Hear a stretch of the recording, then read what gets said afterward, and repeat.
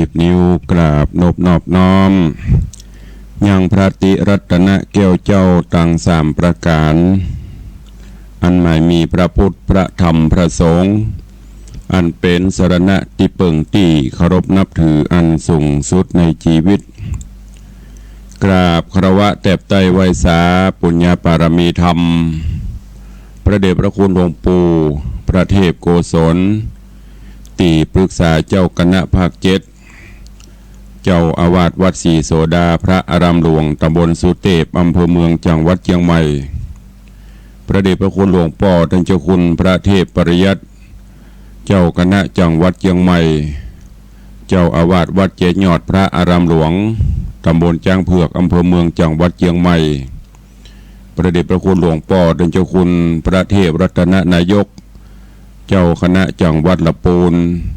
เจ้าอาวาสวัดพระธาตุเจ้าหริพูนชัยจังหวัดลำพูนพระเดชพระคุณหลวงพ่อท่านเจ้าคุณพระรัตนมุนีท่านเจ้าคณะจังหวัดเชียงรายเจ้าอาวาสวัดพระแก้วจังหวัดเชียงรายตลอดจนครูบาสังฆเถระเจ้าภิกขุสงฆ์สามเณรจุตนจุองค์โดยความเคารพเจริญสุขเจริญปอนปอออกไม่ออกศรัทธานาบุญสันนิบาตตันเข้าจุหนุ่มเท่าใจยิงขอน้อมต้อนรับทุกท่านเข้าสู่รายการมรดกธรรมกำเมืองทางสถานีวิทยุกระจายเสียงของวัดไฟหินตำบลสุเทพอำเภอเมืองจังหวัดเชียงใหม่ส่งสัญญาณกระจายเสียงในระบบคลื่นความถี่ FM 104.50 เมกะเฮิรตซ์สถานีวิทยุ CM77 วิทยุอินเทอร์เน็ตล้านนาส่งสัญญาณกระจายเสียงในระบบคลื่นความถี่ FM 97.5 เมกะเฮิรตซ์สถานีวิทยุพระพุทธศาสนาจังหวัดเชียงรายส่งสัญญาณกระจายเสียงในระบบคลื่นความถี่ FM 99.50 เมกะเฮิรตซ์ในช่วงนี้สถานีวิทยุของวัดหนองกายซึ่งตามปกติได้ส่งสัญญาณพร้อมกัน3คลื่น3สถานีในช่วงนี้ก็ของดการกระจายเสียงชั่วคราวเนื่องจากเครื่องส่งมีปัญหาขัดข้องต้องเช็คต้องซ่อมก่อนจนกว่าเสร็จเรียบร้อยก็จะได้เปิดทำการส่งกระจายเสียงตามปกติก็ขอแจ้งให้ญาติโยมที่ฟังสถานีของวัดหนองกายได้รับทราบโดยทั่วกันเนอะพร้อมกันนี้ขอเจริญปอนญาติโยมที่ได้ติดตามรับฟังต่าง Facebook เฟซไลฟ์ต่างเว็บไซต์ต่างๆบ่ว่าจะเป็นของต่าง Facebook ของวัดไฟหิน Facebook วัดวังสิงห์คำ Facebook ของท่านตุเจ้าบ้านนอกทิตะสิโป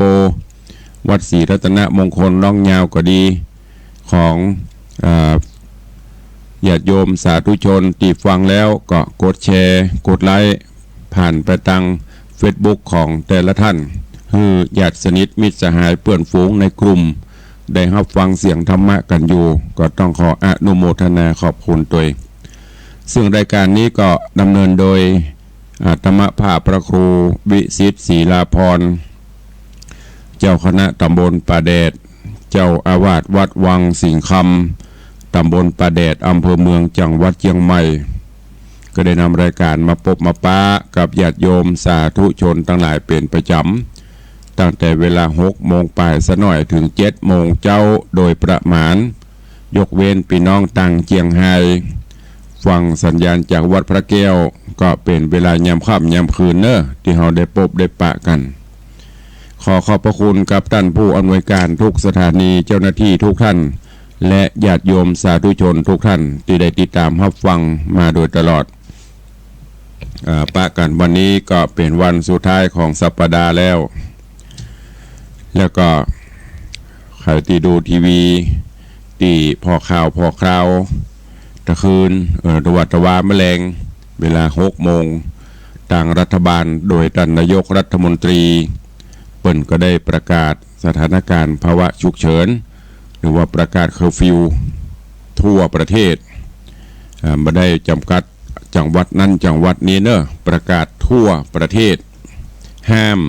ประชาชนออกจากเคหสถานบ้านจองตั้งแต่เวลา4 ทุ่ม เป็นต้นไปจนถึงตี 4ก็ตั้งแต่10 โมงเมื่อคืน10 โมงไปจนถึงตี 4ห้ามออกนอกบ้านโดยเด็ดขาดยกเว้นเพิ่นก็มีข้อยกเว้นผู้ที่ทำงานเป็นกะเป็นหยังแต่ต้องมีใบรับรองจากสถานประกอบการ หรือว่ามีภาวะจำเป็นเร่งด่วนส่งคนไข้การส่งอย่างไปโรงพยาบาลกลางอันนี้ก็อนุโลมแต่โดยทั่วไปโดยรวมแล้วประจำเป็นบ่มีภารกิจที่สำคัญห้ามออกนอกเคหสถาน โดยเด็ดขาดตูเจ้ากืดคนเดียวความจริงแล้วก็4 ทุ่มนี่มันก็เป็นเวลาเปิดรับละภายก็คงไปไหนละ อันนี้ก็เป็นบนประกาศเนอะก็รวดนำมาแจ้งให้อีป่ออีแม่ญาติโยมเฮาที่เฮาฟังเพื่อบ่ได้ดูบ่ได้ฟังอาจจะยังบ่ฮู้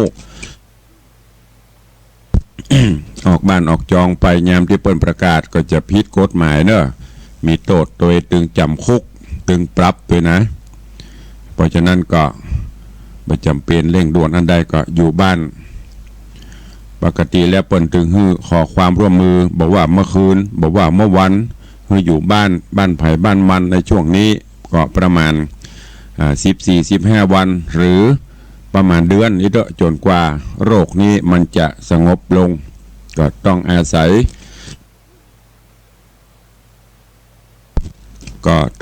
ยความร่วมมือของทุกท่านรับผิดชอบของส่วนตัวตัวเองมีความรับผิดชอบต่อสังคมจะไปว่าโอ้เฮาจะเป็นหรือนี่นะเป็นหูบ่เป็นบ่หูเฮาบ่หูช่วงนี้ก็อย่างที่ได้บอกไปมันเป็นทั้งโรคโควิดตัวทั้งโรคภาวะตัวปะกันกุเดือนนี้จะได้ได้จากันใกล้ๆปัจจุบันนี้ไซต้องอยู่ห่างๆกันเซฟตัวไว้ก่อนหมั่นล้างมือดูแลตัวเก่าดูแลครอบครัวเฮาให้ดีที่สุดถ้าฮักป่อฮักแม่ฮักครอบครัวก็พยายามปฏิบัติตามอดทนเอาเห็นน้อยถ้าเฮาต่างก็อดทนกันจะโรคมันก็จะได้สงบราบเรียบไปแต่ถ้าเฮายังปฏิบัติตามที่เคยปฏิบัติบัดสนกำไผจะว่าได้ค่อยไปไหนก็ไปค่อยทำอย่างตามปกตินะ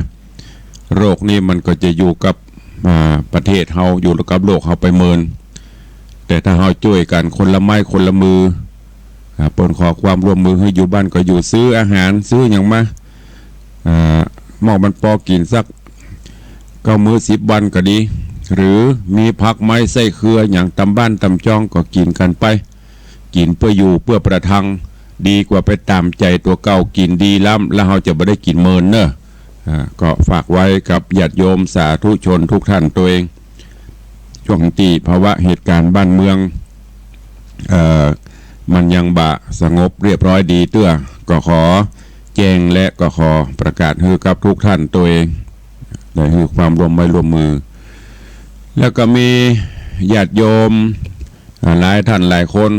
ก็ได้ถามมาตั้งโทรศัพท์พ่องว่าปีนี้ปีใหม่ที่จะมาถึงนี้แต่ละวัดแต่ละวาวันนี้จะได้ก็ได้แจ้งไปหลายครั้งแล้วก็เปิ้นก็มีประกาศกันไปหลายครั้งคือทางรัฐบาลทางราชการเปิ้นก็บ่ได้ประกาศเป็นวันหยุดเนอะเปิ้นบ่หยุดกันกูเตือนนี้ถ้าเป็นภาวะปกติเปิ้นจะหยุด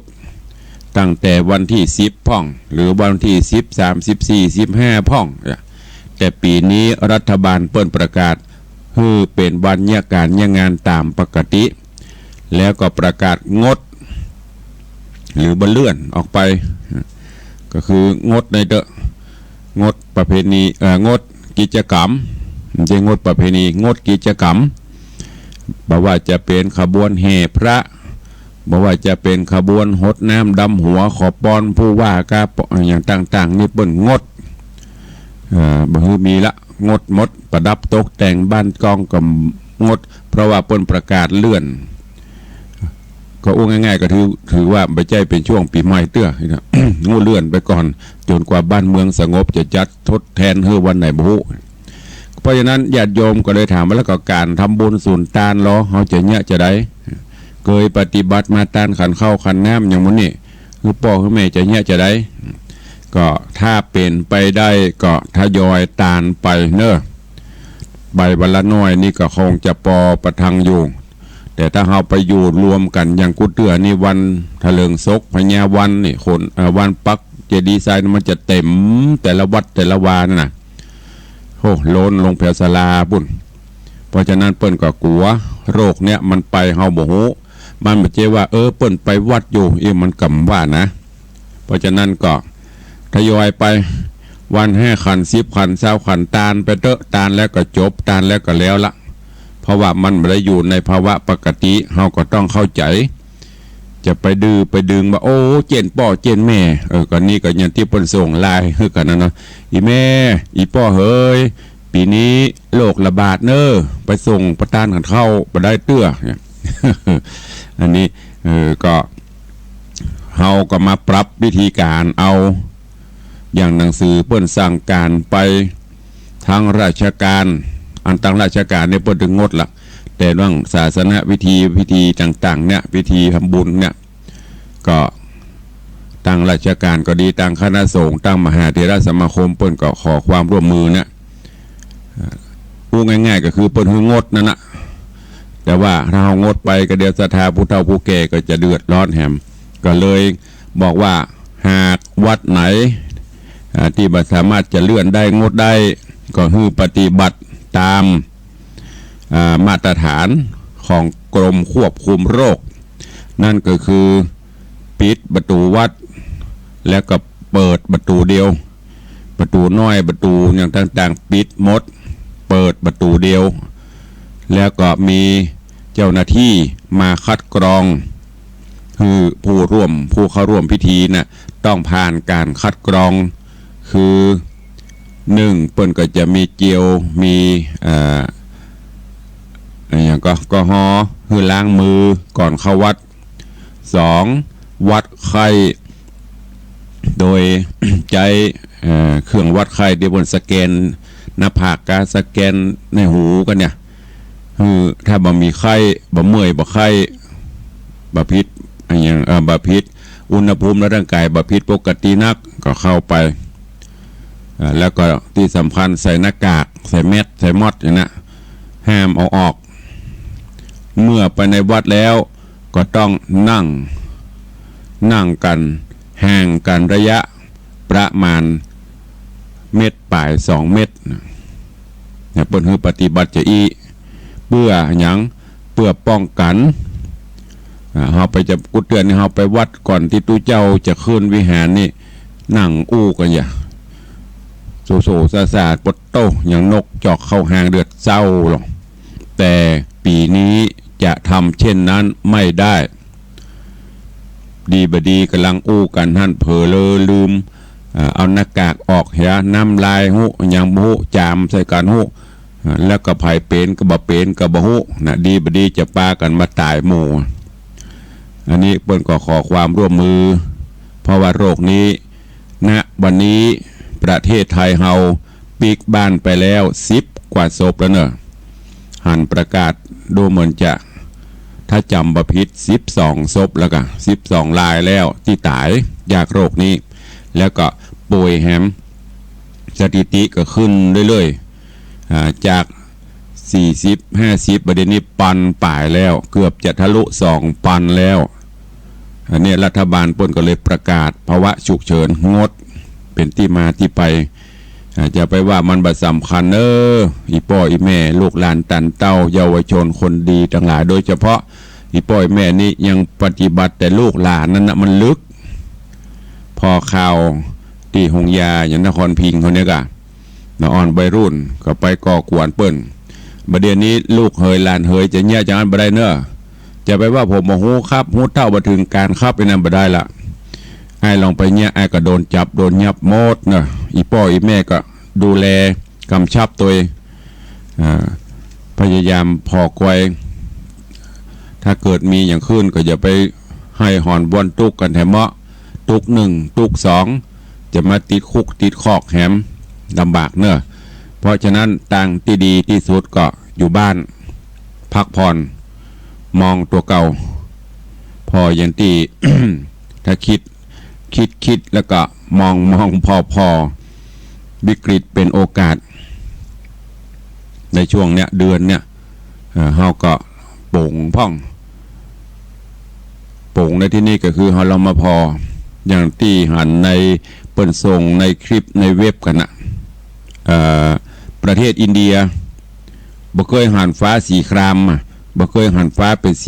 สีน้ำเงินสีฟ้าเนี่ยมีกับหมอกกับเหมยครึ้มตลอดแต่ช่วงที่เปิ้นปิดประเทศเนี่ยเขาว่าในยุคในรอบหลาย10 ปีฟ้าท้องฟ้าโปร่งใสฟ้าเปิดอย่างบ้านเฮาเนี่ยฟ้าเปิดฟ้าเป็นสีครามฟ้าเป็นสีฟ้าเนี่ยมันมีหมอกมันมีควันมันมีหยังบ้านเฮานี่ถ้าไฟดอยสุเทพบ่ไหม้ไฟบ่ไหม้ป่าดอยสุเทพบ่ไหม้ดอยปุยดอยไม่เหี้ยนี่ก็ถ้าจะเปล่งลึ่งไอ้เจ้าแต่ที่มันคืมนี่ก็โอ้อันประเภทที่บ่ฮู้เรื่องเนี่ยเผาหั่นเผานี่ลามเดี๋ยวนี้ไฟป่าลุกลามเจ้าหน้าที่ช่วยกันถึงเมื่อวันถึงเมื่อคืนมันก็เลยขมึง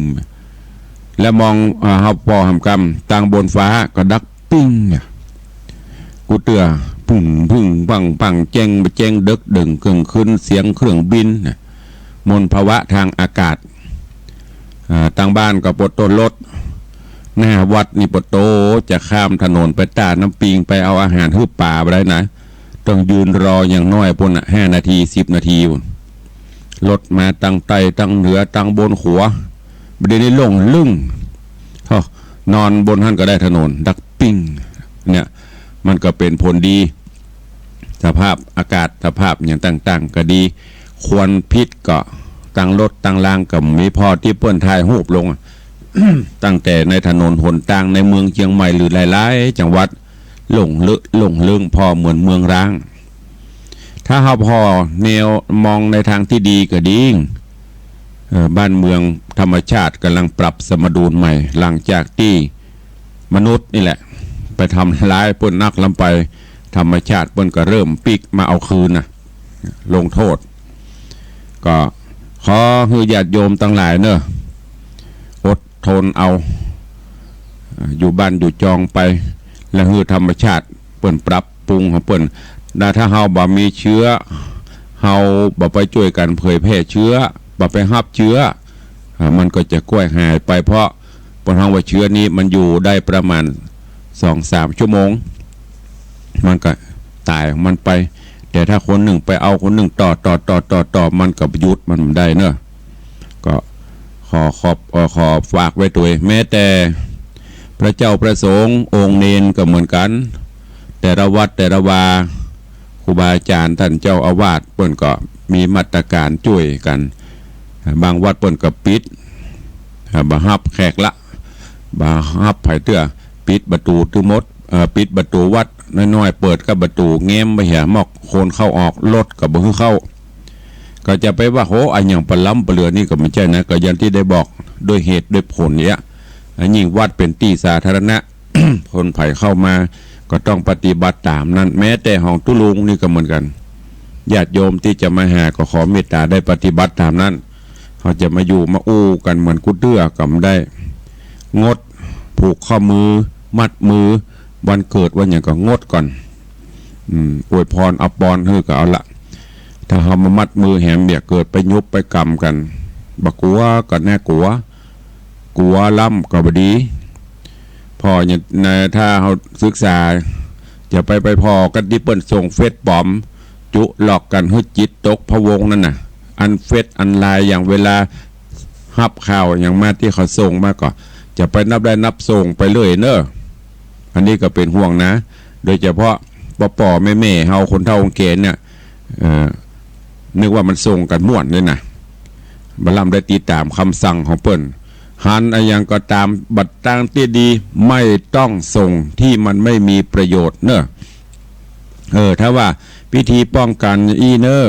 นั่นส่งไปได้ อันนี้หันเปิ้นด่ากันกาเปิ้นอย่างกากลัวเปื่อนกลัวญาติบ่ฮู้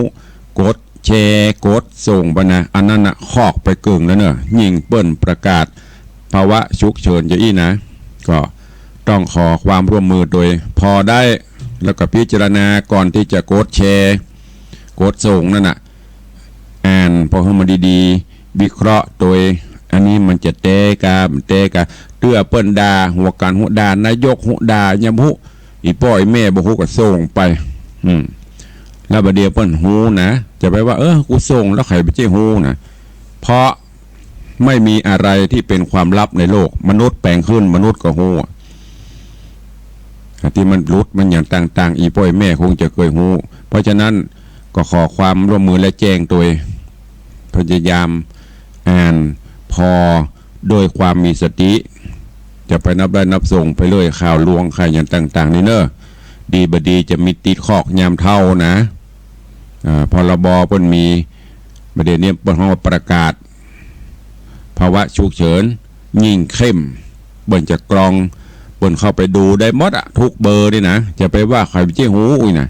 มันไปหูได้เฮาอู้ไผนะเนี่ยมาหันกะเวลาที่เขาวันเนี่ยโทรไปขัวสตางค์เปิ้นการโทรไปอย่างกันเนี่ยเปิ้นเขาบันทึกไว้หมดอันเนี้ยก็ฝากไว้เนอะด้วยความเป็นห่วงกับญาติโยมสาธุชนเฮาท่านทั้งหลายก็หลายมื้อหลายวันเนอะที่ฟังธรรมกันไปและในช่วงนี้อยู่ในช่วงที่บ้านเมืองเฮากำลังประสบวิกฤตก็เอาเรื่องราวต่างๆมื้อนี้มาอู้สลับกับธรรมะคือกับอีป่อยแม่ญาติโยมศรัทธาเฮาได้รับฟังกันเตือนติดตามข่าวสารธรรมะเฮาก็บละเฮาก็ฟังไปเป็นที่เปิ้งตั้งจิตตั้งใจแต่ยามบ้านเมืองวิกฤตต่างอีก็เอาข่าวสารอย่างต่างๆที่เป็นประโยชน์นะเอามาอู้เอามาจ่าฮือในวัดในวาตะกี้ได้อู้กับไปกรรมแต่ละวัดเปิ้นก็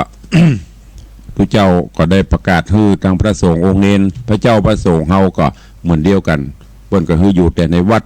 บ่ฮือออกปฏิหันที่นี่โดยบ่จำเป็น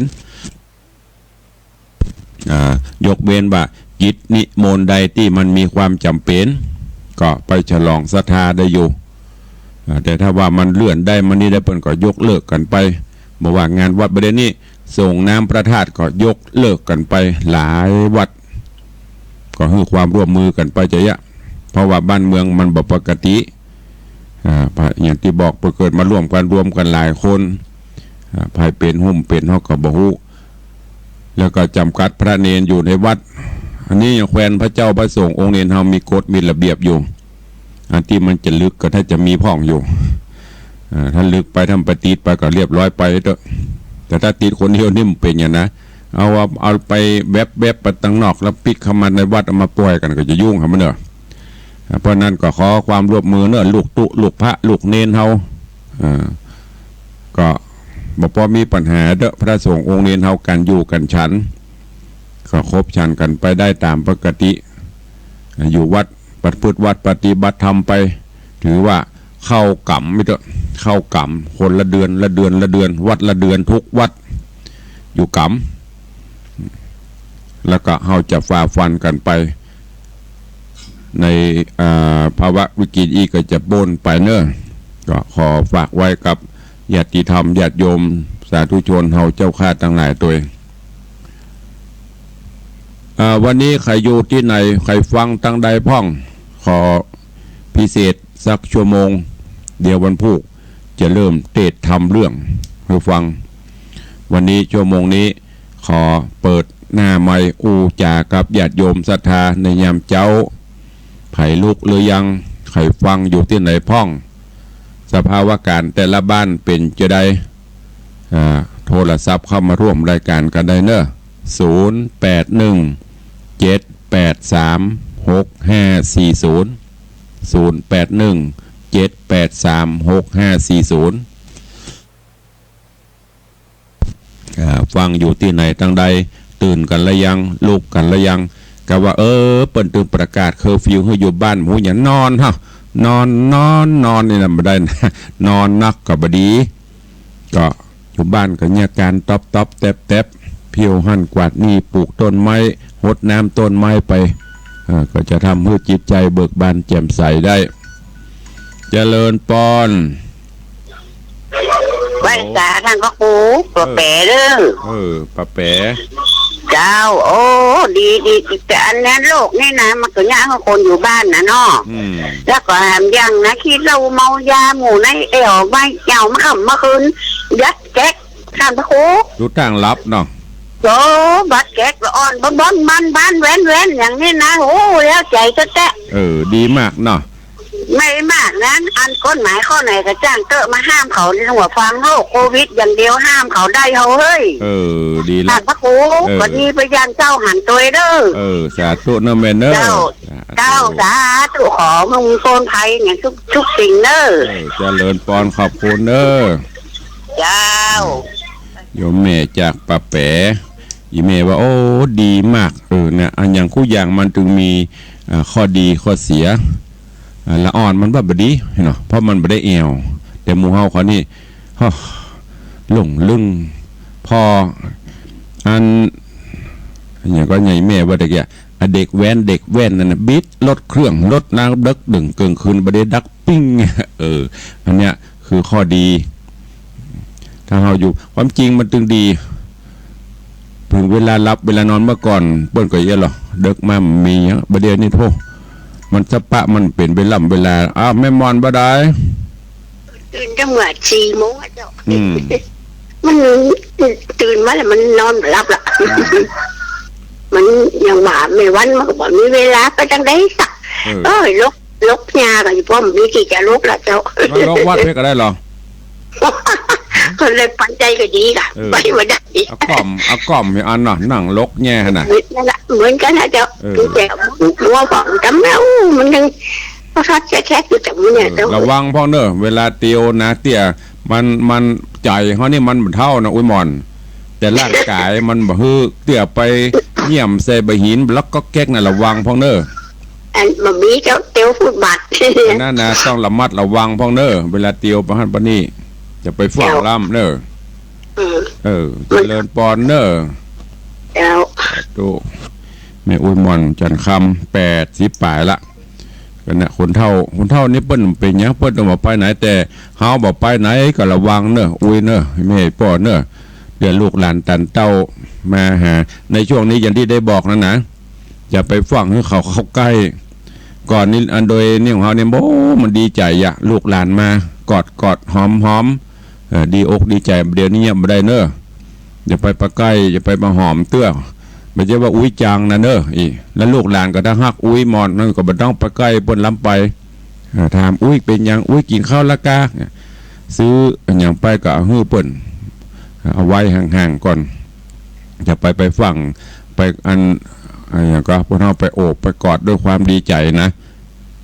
ก็ห่างๆไว้ก่อนเนอะแล้วก็ปะอุ้ยไม่มอนเท่ากับเหมือนกันอยู่บ้านอยู่จองเตียวไปหั่นไปนี่เนอะเป็นห่วงแต่เดี๋ยวปุ่นมาวัดกับเป็นห่วงกันนะเฮาหามีไม่เต้าแต่ใจเฮานี่มันเท่านะอย่าปุ่นว่าหันนะแต่ร่างกายเฮาเวลาเตียวเวลาจะลุกจะนั่งเนอะพยายามก็ขอให้มีสติจะลุกก็ก้อยๆเกาะกำก่อนเนอะจะเตียวก็เหมือนกันถ้าเป็นประได้ภาวนาไปตัวเองขวาอย่างน้อซ้ายอย่างน้อในระหว่างที่ภาวนาในใจไปว่าดังเนอะเดี๋ยวอ่อนจะว่ามาภาวนาไปก็ตากับพ่อตัวพอตีนให้อย่าไปตาพ่อไปตั้งหัวตั้งเฮ่อพุ่นน่ะก็เดี๋ยวใบหินก้อนน้อยหูอย่างหูไปเยี่ยมปลาแรดถ้ามันปลาแรดแล้วเอาไปได้เนอะมันพยุงตัวไปได้เนี่ยเป็นห่วงนะคนเท่าเกเฮาผลิตเจิดจัดไปเต่าไปล้มโอ้ยาก็นานหายเนอะตั้งที่ดีนะอัตตาหิอัตโนนาโถเบิ่งตัวเก่าช่วยเหลือตัวเก่าให้ดีมีสติจะสติใจเมื่อยามจะลุกจะนั่งจะเตี้ยวจะกินจะสปะทุกอิริยาบถต้องมีสติถ้าขาดสติแล้วก็เป็นสแตปนะนอนแตบแซบนี่ยายน่ะอุ้ยย่ำบะหินตัวลุงบะหินก้อนเดียวผเลิดอวบตับปั๊บนั่นน่ะไผจุยเฮากำได้ละเพราะนั่นก็โดยความเป็นห่วงเนอะ เจริญปอน ไหว้สาครับท่านพระครูโอ้โทรมาให้กำลังใจท่านพระครูนะเนี่ยฟังอยู่เนอะ อ๋อสาธุเนอเป็นได้พ่ จา อก แม่ออนนะครับ รับม่วนก็ ครับผม รับม่วนนอนรถกับว่าแบนเหมียเนาะ สบายแต่ตอนต่างลงลิงท่านพระครู อันกูเตือนเนี่ยวันนี้ตั้งแต่เมื่อคืนนี้ซ้ำจะม่วนดัก10 โมงมานะ โอ้ทานทองนี่นะเกิดกุเตือนนี่นะอันรถมันขึ้นลงไปแอวอ่ะบัดเดียวดูต่างก็เท่ารถกันกระตึงมาหันนะครับเข้าสุดมันย้อนไปเมื่อ50 ปีแต่ก่อนน่ะ นั่นน่ะมันหมานต้องทันล่างไงอ่ะก็ ม่วนดี ดีไปอย่างไรม่วนเหรอ มันถึงเวลาเช้าว่าหากินก็กินถึงเวลานอนก็นอนกันเนาะ ครับผม นักเนอ ครับผมครับ ดูโยมจากแม่ออนเขาเข้ามาคือกำลังใจเนี่ยแต่ละบ้านแต่ละจองอย่างรุ่นเฮาเขานี่ไว้กลางโคนคือปนี้ชอบนะแต่ที่มันไม่ชอบคือละอ่อนนั่นน่ะมันเคยได้กินเนี่ยละอ่อนประเด็นน้ำพริกแดงมันก็บ่กินเจียวผักปังมันก็บ่กินจอผักกาดซ้ำยิ่งบิดหน้านี่เนี่ยมันคนละยุคเนาะยุคเฮาเขามอกอายุที่50ขึ้นนี่40ไป50นี่มันผ่านมาแต่ละอ่อนประเดี๋ยวมันเกิดมาปะก็เดี๋ยวก็โลนเข้าร้านก็เดี๋ยวกับ KFC ยิ่งประเดี๋ยวซ้ำยิ่งสั่งแก็บสั่งก๊อบนอนเล่นเกมดำบ้านสั่งมาส่งไปตีขะไดเพื่อถ้ามันปกตินี่ตุลุงกับบ้านลูกหลานประเด็นนี้ต่างที่ดีฮัดเนี่ยคนเดียวเอาบัตรแก็บบัตรก๊อบ3 เดือนแรกนี่ไทยยังแควนอยู่รัฐบาลปนหู้พ่องหรอถ้ามันหมดนี่ไปถ้าบัประหยัดกันนะอย่ายิ่งบัประหยัดกันยิ่งจะเจ็บกันไปตีกยิ่งมันเป็นอย่างนี้นะก็พยายามเจริญปอนเจ้าไม่ตันนี้เจ้าว่าวันพูกท่านไปไหนกับเจ้าวันพูกวันที่อย่างวันพูกวันที่4เจ้าวันเสาร์นะเจ้า4ถ้ามีแล้วก็ถ้ามีวันที่5ไม่ได้อยู่มันพูกว่าจะเข้าไปได้มากี่โมงไปตามไหมเจ้ามากี่โมงเครื่องวัดไข้อ่ะเจ้าจะมากี่โมงประมาณ9 โมงไปได้บ่ายไม่ต้องมาเลยแล้วท่านว่าจะเอาไข่ก็ปากกระป๋องไปได้กับเจ้ามียังเอามาเตอแม่เหยได้หมดอะช่วงนี้นะได้บิณฑบาตอยู่วัดเจ้าแกงยังมีก็กินกันไปฉันกันไปประทังไปเจ้ามีก็ฉันไม่มีก็เฉยหลวงพ่อท่านเจ้าคุณวัดอันบุพรามหลวงพ่อจะวัดเพราะว่าน้ำพริกกะแดงจะมีในตู้เย็นหรอมันแก้ปัญหาภาวะฉุกเฉินน้ำพริกแดงก็เอากว่าเจ้ามันมีนี่ว่าของเฮากับมีในตู้เย็นนี่ว่ามีอยู่กะมันฉุกเฉินมาก็น้ำพริกกะแดงสารนังขฉามินะกะอันบ่เอาไปเนาะอันมันมีอยู่มีนี่อยู่น้ำพริกกะแดงมีเปลือกอยู่มีอย่างที่จะนี้ก็หันสมควรที่สมณะบริโภคเอามาได้มาม่าเหรอเจ้าเอามาเตอร์มีอย่างก็เอามาเตอร์ที่มันกินแล้วประทังชีวิตได้เอามาเตอร์เจ้าขอบคุณนักเนอเจ้าสาธุโยมแม่ปราณีพยัคฆ์ไคหพลเพิ่นก็เป็นห่วงเนาะเป็นห่วงพระเจ้าประสงค์แม่จะมาวันพุธโอ้โยมแม่วันดีว่าจะได้สบายดีเหรอฮัลโหลก็ได้การเจ้าหายไปจากเมินแม่วันดีเจ้าค่ะเป็นได้พ่องแม่รีวิทยุกรรมกับแม่รีวิทยุกรรมโอ้มันสื่อสารกันไม่ได้ยินจะไปฟังวิทยุฟังโทรศัพท์เอาทีนี้มันบ่สบายเจ้ามันเปลี่ยนไปตามวัยปีนี้อ่อนแอเนอะได้กี่ขวบปีนี้กี่ขวบละ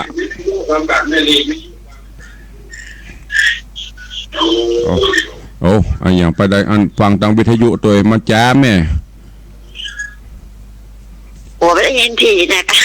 มันไม่ได้ยินคือมันรบกวนกันแม่ไปฟังทางวิทยุมาสื่อสารกันบางเรื่องฟังโทรศัพท์เอาปีนี้ได้กี่ขวบละน้อยเดียวจะ 87นะเจ้านั่นแหละ871พฤษภาเนี่ยเจ้าดีละก็อยู่กันไปพยุงกันไปสุขภาพบ่ค่อยดีนะเจ้าบ่ค่อยเหมือนเดียวกันนะก็จะไปตึกวัดอ่อนต้องประคองไปตัวนะเจ้าไปกับวัดนะฮะก็ได้ส่งใจเอาเนอะฝากใจดีละดูแลสุขภาพพยุงร่างกายไปอันยังแม่ก็ส่งใจไปตั้งวัดตัวนะเจ้าดีละโมทนาสาธุฝากไปตัวแสงแดดสายลมนะเจ้าบุญรักษาสุขภาพสมบูรณ์เนอะรักษาขันไว้ดูแลสุขภาพตัวเนอะสาธุมาสการลาเจ้าเจริญพรสาธุโยมแม่วันดีลาสกุลโอ้ก่อนเบิกมาวัดเดี๋ยวนี้ก็ยังว่าสุขภาพเป็นไปตามอัตภาวะเนาะสภาวะธรรมใจนี่มันก็ยังบอกตะเกียใจเนี่ยไปถึงบอดกรุงเทพก็ถึงอยู่แต่ร่างกายเรามันกับก้อยมันจะรู้วันนี้คือมันรู้วันฮือเนาะก้อยพยุงไปมันเป็นยังเนอะเมื่อได้มาก็ดีไม่ได้มากับเป็นอย่างแต่ถ้าว่าจะมากับปุ่นมันว่างเว้นดีๆที่มันมีคนหลายลูกหลานตันเต้ามาที่วัดยินดีต้อนรับวัดตุลงมาได้หมดนั่งรถเข็นมาก็ได้สะดวกสบายเข้าไปในห้องไปก็ขอเป็นกำลังใจเนอะอุ้ยหมอนไม่เท่าทั้งหลาย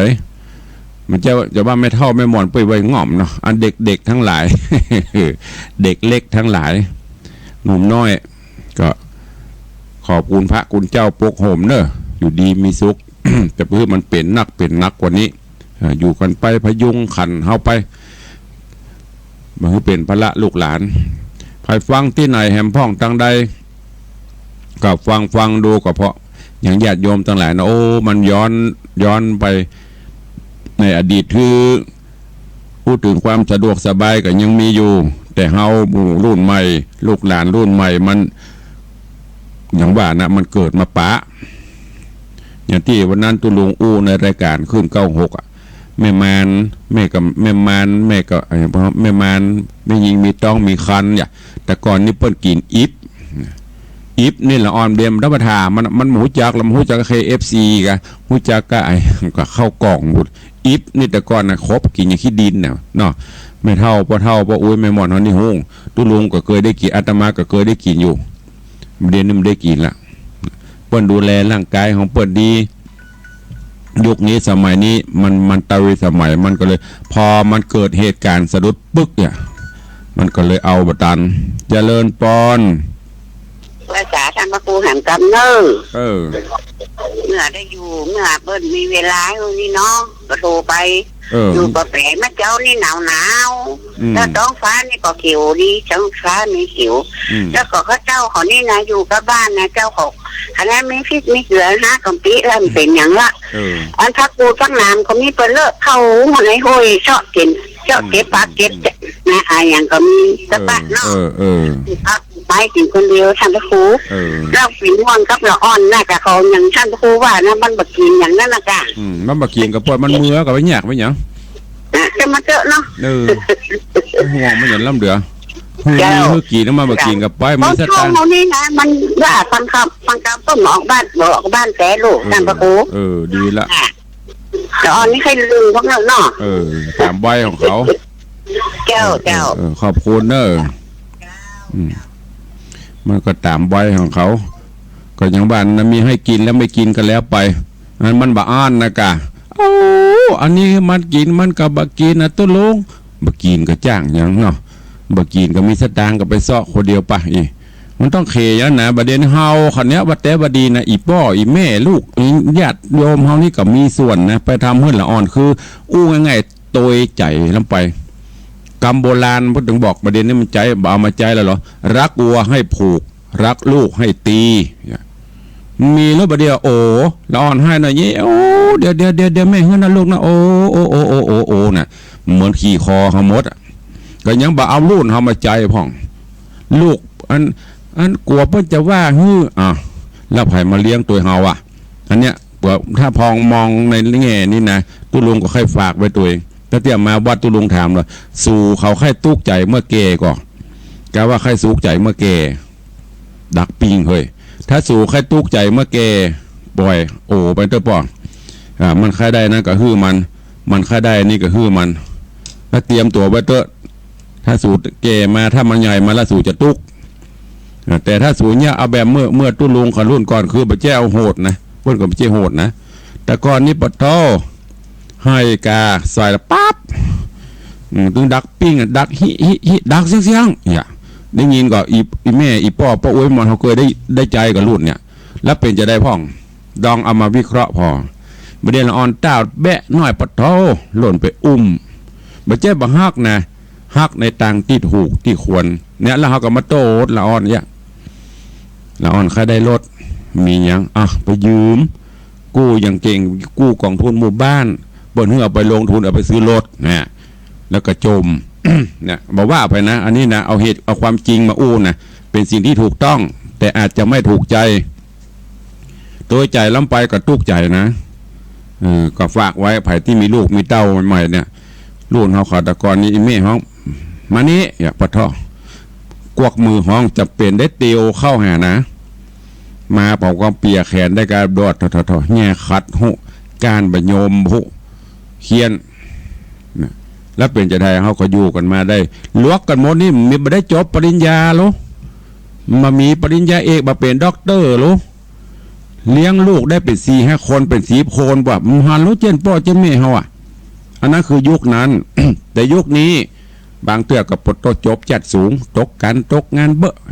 มันเคยสบายพอสบายล้ำกว่าเยอะพอเกิดวิกฤตปัญหาขึ้นปึ๊กล้อติดเบรกปุ๊บเอาไปได้แล้วเอาตัวบรอดละหากินกับได้เนี่ยกินกับจังรีดผ้ากับเป็นได้สักอย่างเอาล่ะอันเนี้ยฝากไว้เป็นข้อคิดเปลี่ยนใหม่เนอะ ปรับปรุงใหม่เอาโบราณมาผสมสมัยใหม่อันไหนที่มันดีเอามาใช้จะเป็นละเก่าละเดิมล้ำไปปะอุ้ยแม่มอนยังเนี่ยอีป้ออีแม่ปะอุ้ยมอนเนี่ยจังโอ้ล้ำไปตีโยมเปิ้นมาอู้นะอุ้ยมันน่าตุลุงก็เขาเคียนหน่อยเดือดละนะสุดท้ายมาทุกกระจายมันไปไหนกับบะหุใครได้นั้นก็ฮือใครได้นี่ก็ฮือนะยังแม่ปะแปะบ่ได้แกมันบักกีนนะบ่เดียวน่ะเพราะเฮาบ่ได้ฝึกมันไงซื้อให้มันกินเนี่ยโอเคถ้าสตางค์มีถ้าสถานการณ์ปกติเงินคล่องมันมีปัญหาแต่ณเวลาเนี่ยมันหยุดปึกหมดละเอาล่ะจะได้นะต้องฝึกนะหวนเข้ามาดูตัวเก่าอย่างที่เพิ่นบอกนะเอาวิกฤตให้เป็นโอกาสคิดบอกมันเป็นจะอีโลกเนี่ยโลกธรรมชาติมันเป็นจะอี แล้วมาเอาเป็นบทเรียนเขาจะได้ประหยัดมัธยัติไปพ่องการกินการอยู่การฟุ้งเฟ้อฟุ่มเฟือยเขาก็จะต้องประหยัดไปพ่องเพื่อเหตุการณ์บ้านเมืองมันเป็นตั้งหน้าบนบัตรตามีหน้าพอหน้าบหันยุค50 ปีของเขาเป็นจะอียุคต่อไปตั้งหน้ามันจะเป็นจะได้บ่ฮู้แถมน้อยได้บ่มีละอันจะมาขี่รถน้องรูปนะมันจะเป็นเครื่องบินนะเครื่องบินส่วนตัวนะพ่อเนอะจะไปว่าตุ้งลงว่าเพื่อตั้งไหนมาซื้อมันตึงมีบ่เดียวก็มีละดิเปิ้ลเป็นมหาเศรษฐีเปิ้ลก็ซื้อส่วนตัวของเปิ้ลแถมน้อยมันจะมีบ้านละกันเอาลองว่าพอเมื่อ50 ปีแต่ก่อนเมื่ออาตมาเป็นนาอ่อนขดายรถถีบสักกันเป็นตุกเป็นยากบ้านไผ่เมืองไหนมีรถถีบกันรถถีบอย่างละเล่กะแต่ก่อนอีป่อยแม่ว่าปตอันนั้นบ้านเศรษฐีประเด็นนี้ปตมีเบนมีบอนมีอย่างพูดกันหรอถึงจะอันรวยเผลอมีเครื่องบินบุหรี่เนี่ยมันกลับไปนะแหมน้อยนี่คนใดมีเครื่องบินขี่นี่หมอกกระจอกอยู่จะมีอย่างเห็นบอกว่านะใครอยู่ไปแหมสัก10,000 ปีหมื่นปีเนาะจะได้พอเจริญปอนครับผมเจ้าน้องกายครับว่าได้น้องกายครับฟังอาจารย์นี่ฐานนี้ปิดหลายวันครับปดปิดเมินอยู่มาท่านหลายวันเมินอยู่แล้วฟังจากที่ไหนเนี่ยฮะครับวันนี้เปิดแล้วกะครับผมแล้วผมมาแจ้งมาตุ้ลุงก็เลยบอกว่าตะกี้นึกว่าการแจ้งว่าผมจะปิดเมินอยู่อีกปิดเลยสัก3-4 วันนะครับเปิดแล้วเนาะครับเปิดแล้วครับ สัญญาณชัดเจนดีเหมือนเก่าก็ ครับผมเสียเจนี่เก่าครับ ดีละมีอย่างก็วันนี้ วันนี้มีอะไรอย่างก็ มันมีอย่างก็ครับ อยู่บ้านนอนรับสบายเนาะ ครับผม ขอบคุณนะปอเดอร์ ครับผมมาสกายครับ ตูขอบคุณนักเนอโยมปอไปแจ้งมาว่าสถานีวัดหนองกายตะกี้ตุลุงกันว่าอันปิดปรับปรุงพอดีตังพอเพิ่นได้แจ้งมาเฮาก็งมเตาวันนั้นก็โยมนะแจ้งมาว่าหนองกายดักปิ้งเนอพอดีโทรเช็คไปตังไลน์ไปถามอาจารย์หลวงพ่อท่านพระครูบอกปิดอยู่ครับถามว่าปิดเมินก็คงจะนานอยู่เนาะก็นึกว่าปิดเมินตอนนี้เปิ้นซ่อมเรียบร้อยแล้วเนาะก็ดีใจด้วยเนอะที่ได้ฟังกันในยามเจ้าโอ้กองฐานนี้ดักนี่ตั้งเหนือก็เดือดร้อนเหมือนกันเนอะเคยได้ฟังแล้วมันไม่ได้ฟังงุดงิด ก็อย่างที่ได้บอกเหมือนกันอันนี้ก็โวกเข้ามาหมดเรื่องของสถานีถ้ามีโอกาสไปไหว้ไปสาไปเยี่ยมเยียนวัดหนองกายก็ช่วยกันเนอะช่วยยังช่วยบริจาคกันน้ำกับไฟบำรุงสถานีเปิ้นความจริงเปิ้นเดือดร้อนนะแต่ก็เพื่อเป็นการตอบแทนเปิ้นช่วยกันไปในยุคอย่างนี้นะวัดไฟหินก็เหมือนกันแต่ละสถานีญาติโยมทั้งหลายก็มีภาระที่จะต้องใช้การน้ำกับไฟกับบำรุงอุปกรณ์ต่างๆเนอะจะไปเฮานี่ฟังม้วนกะแต่ถ้ามีโอกาสปอจะมีเนอะปอจะเจียดจะอย่างได้ก็เมตตาให้หอมบำรุงกันน้ำกับไฟแก่เจ้าหน้าที่ดูแลสถานีเนอะตามอัตภาพตามสมควรอย่าง96ผู้นี้เปิ่น จัดกิจกรรมบำรุงสถานีตอดพระป่งพระป่าแต่ของ104เขาดิบอกเกิดมีมีของวัดหนองกายก็บลัมมีถ้ามาให้บดีเปิ่นก็บรบกวนก็ถ้าเปลี่ยนไปได้ก็ช่วยกันตามที่จะหันสมควรเนอะเวลาใกล้จะหมดแล้วเนอะวันนี้ตุลุงขออนุญาตได้ได้จ๋าข่าวสารปัจจุบันตันด่วนแล้วก็เกี่ยวเอาเรื่องราวของอดีต มามาเอ่ยกันตัวโดยเฉพาะก็ฝากฝังไว้กับญาติธรรมญาติโยมเขาเนอะการเลี้ยงดูปูเสือ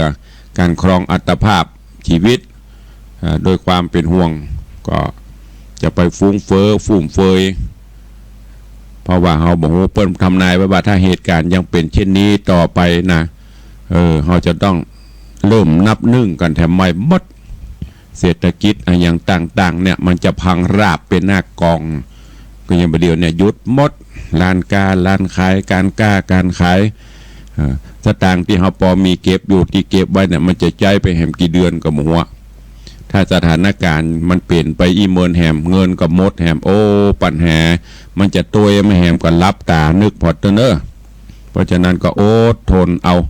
ร่วมกันฝ่าฟันกันไปเนอะอันไหนที่เป็นอาหารการกินที่มันกินได้ลูกหลานกินไปเตอร์ลูกเฮยหลานเฮย KFC มันก็ตึกต้องลูกก็ตึกต้องลาบก็ตึกต้องอาหารจานละหมื่นละแสนก็ตึกต้องสูมา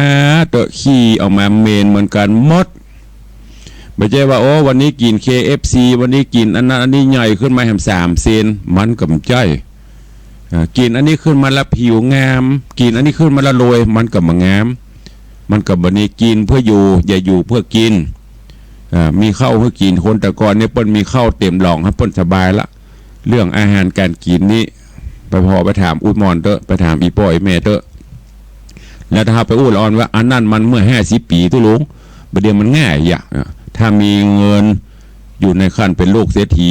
ตุลุงกับบ่าแต่ถ้ามันหยุดช็อตมันนะจะเป็นลูกเศรษฐีก็จ้างเตอะมีเงินเป็นหมื่นล้านก็จ้างมันมีขายอาจจะเนี่ยจะได้อาจจะไปซื้อที่ไหนเหมือนอย่างอันบนบ่าอย่างก็โทรศัพท์มือถือเนาะถ้าไปที่มันบ่มีคลื่นบ่มีไฟฟ้าบ่มีอย่างเงี้ยมันก็มอกบดินกี่ก้อมนั่นน่ะอาจจะซื้อเครื่องละล้านก็จ้างเถอะมีประโยชน์เหมือนเดียวกันรถกันละล้าน2 ล้าน10 ล้าน20 ล้านถ้าไปน้ำมันหมดกลางทางหรอมันก็มอกกาบกุ้ยน่ะไปไหนก็ไม่ได้มันไม่ใช่ว่ามันจะช่วยเขาได้ทุกอย่างนะเพราะฉะนั้น ต้องครองบ้านครองเรือนด้วยศีลธรรมด้วยความมีสติรู้จักอันไหนดีอันไหนบ่ดีมีประโยชน์บ่มีประโยชน์เนอะนำไปคิดพิจารณาเอาไปใช้ในภาวะเหตุการณ์จะเยอะต้องมีสติต้องมีศีลมีธรรมด้านน่ะจะไปฟุ้งเฟ้อฝุ่มเฟือยเหมือนเมื่อก่อนก็ไม่ได้เนอะและที่สำคัญดูแลสุขภาพเฮาให้ดีประคองขันของเฮาเนี่ยขันห้าธาตุสี่เนี่ยดินน้ำลมไฟเนี่ยไปจะไปเครียดกับอย่างมันเนอะมันเป็นเรื่องของธรรมชาติมันเจ๊ว่ามันมีอย่างนั้นมีอย่างนี้เขาอยู่บ่ได้อยู่ได้แต่อยู่ครองตัวครองตนเขาอย่างมีสติครองตนครองตัวเขาอย่างมีธรรมะธรรมชาติก็คือธรรมะถ้าเขาอยู่เอาครองด้วยธรรมะเขาก็จะเบิกบานแจ่มใสเป็นไปตามสภาวธรรมอะไรจะเกิดมันก็เกิดอะไรจะดับมันก็ดับเขาไปฝ่าไปฝืนมันบ่ได้ไม่ใช่ว่ากูโรยล้นฟ้ากูจะต้องบะเป็นกำใจลองพอแม้แต่กษัตริย์ต่างประเทศยังติดนะโรคเนี่ยไม่ใช่ว่ามันจะติดกับไอ้แก้วไอ้คำปิมาคนอนาถาไม่ใช่นะโรคภัยไข้เจ็บมันกำเว้นไว้ภัยเป็นไปตามสภาวธรรมของภัยของมันเนอวันนี้ก็ได้ได้เอ่ยมาก่อนที่จะจบรายการก็ขออนุโมทนาบุญขอบคุณเนอะแต่วันนี้ขอขอบคุณกับโยมปีดวงนภาปากกล้าแล้วก็โยมแม่สมศรีณรินทร์พร้อมก็โดยลูกหลานครอบครัวก็ได้มาร่วมทำบุญวันเกิดแล้วก็ร่วมบูชาไม้กำปีใหม่เพื่อถวายทานในวันมหาสงกรานต์ปีใหม่นี้ก็ขออนุโมทนาบุญขอบคุณตัวเองขอบคุณกับมูลนิธิอาจารย์วารินบัววิรัตเลิศคุณโยมพีชยากลิ่มวงรัตน์วานี้ได้มอบหมายให้โยมสมพงษ์และคณะได้นำเอาปนท้องอะไรอย่างหน้ากากเจลล้างมือแอลกอฮอล์ถุงมือชุดป้องกันโรคโควิดเอามาถวายที่วัดวังสิงห์คำแล้วก็หลายๆวัดก็ขออนุโมทนาบุญขอบคุณตัวเองขอบคุณกับคุณโยมยุพินจันสุขสันไซน้อยเนอะร่วมเป็นเจ้าภาพไม้กำขอบคุณกับแล้วก็ร่วมสมบูรณ์สร้างพระเจ้าตัวเองขอบคุณกับโยมปีบัวจันทร์เขื่อนแก้วโยมสุนีโยมสมเกียรติโยมพานุพงศ์ขอบคุณอนุโมทนาบุญกับโยมแม่เรือนมหานามโยมจักรินโยมบุญยวีจันทกุลครอบครัวกับครอบครัวของคุณโยมสมพรพระวิวัฒน์ขวนเบียงเชียงใหม่ร่วมเป็นเจ้าภาพไม้กำสลีเชียงใหม่เนอะขอบคุณทุกท่านด้วยไม้กำยังพอมีอยู่ท่านใดจะร่วมเป็นเจ้าภาพก็โทรศัพท์เข้ามาได้เนอะวันนี้เวลาหมดเวลาขอนำรายการจากไปก่อนวันพุธก็เริ่มฟังน้ำฟังธรรมกันตามปกติอยู่ดีมีสุขคุณพระคุณเจ้าคุ้มครองเหมือนกันจุตนจุองค์จุผู้จุโคนเนอจัตตาโรธรรมาวัตันติอายุวันโนสุขังพระลัง